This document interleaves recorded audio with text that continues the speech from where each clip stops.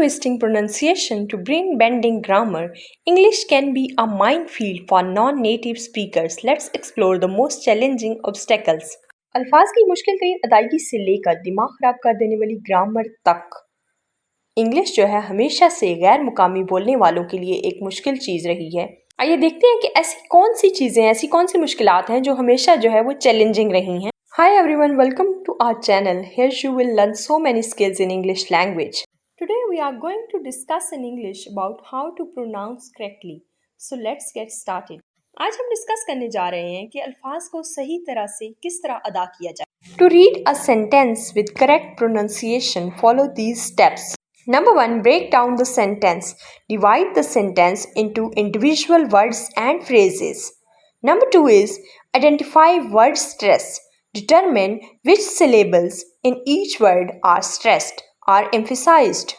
किसी भी जुमले को सही तरह से पढ़ने के लिए उसकी अच्छे से अदायगी के लिए ये जो हैं कुछ पहलू हैं जो आपको देखने पड़ेंगे। सबसे पहले आपने ये देखना है कि आपने जुमले को जो है वो तोड़ लेना है, यानी उसको कुछ छोटे छोटे हिस्सों में कर लेना है। उसके अल्फाज को अलग अलग और उसकी जो पूरी वो फ्रेज़ है, पूरी इबारत है, उसको अलग अलग तोड़कर अल्फाज की शक्ल में बना लेना है।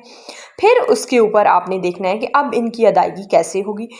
इसके बाद आपने ये देखना है कि जो लफ्ज़ आपने अदा करना है उसके ऊपर कहाँ कहाँ किस जगह पर जो है आपने ज़ोर देना है और किस जगह पर आपने जो है उसको आराम से अदा करना है। Number 3. Check pronunciation guides. Look up unfamiliar words in a dictionary or online resource.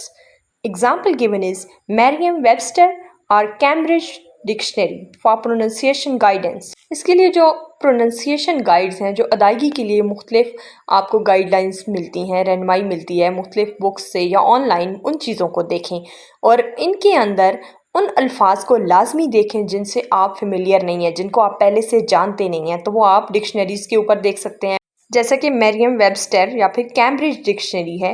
इन ज़राए को आप जो है प्रोनंसिएशन की गाइडेंस के तौर पर ले सकते हैं। Number 4 is pay attention to vowel sounds. Notice the vowel sounds in each word and pronounce them correctly. Example given is a in cat versus a in cake. Here you can see that this is a difference of a and a. अच्छा, इसी तरह से आपने ख़ास तवज्जो देनी है उन साउंड्स के ऊपर, उन आवाज़ों के ऊपर जो कि सुर वाली होती हैं। आपने इनको अच्छे से नोटिस करना है हर लफ्ज़ के अंदर कि इनको किस तरह से अदा करना है। जैसे कैट के अंदर आ है और केक के अंदर ए है। Number 5. Watch for consonant clusters.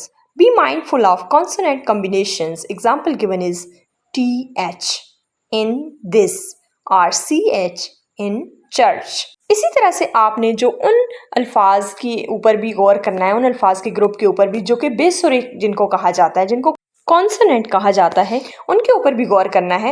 यानी वो जिस ग्रुप के अंदर होंगे, जहाँ पर मौजूद होंगे, उसके अंदर आपने उसकी आवाज़ के ऊपर ख़ास तवज्जो देनी है। Number 6 is read with intonation. Use natural rising and falling intonation patterns to convey meaning and emphasis. जी, इंटोनेशन को भी आपने फॉलो करना है। इंटोनेशन क्या है, ये चीज़ पहले भी हम अपने मुख्तलिफ वीडियोज़ के अंदर बता चुके हैं कि इंटोनेशन होता है सुर, लहजा और ताल। यानी आप किस तरीके से जो है वो अल्फाज को अदा कर रहे हैं, किस तरह से आपकी आवाज़ का जो उभार आ रहा है, किस तरह से वो दोबारा से नीचे जा रही है। तो इन पैटर्न्स के ऊपर आपने उनको गौर से देखना है, उनके ऊपर आपने ज़्यादा जोर देना है। Number 7 is practice, practice and practice. Repeat the sentence several times to build muscle memory and confidence. As you see that I am also practicing with right pronunciations.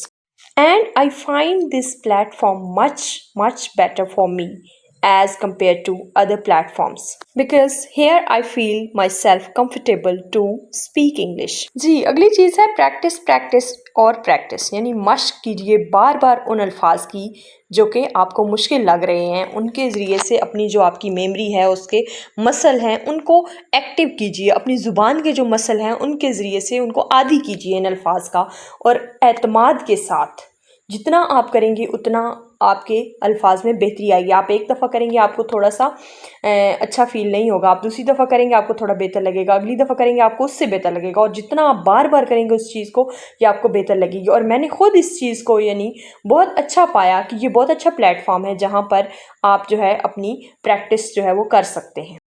Additionally, consider these tips. Slow down. Enunciate each word clearly, especially when starting out. Listen to native speakers. Pay attention to how native English speakers pronounce sentences. इसके साथ आप ये वाली tips भी आजमा सकते हैं। Slow down यानी आहिस्ता से अदा कीजिए।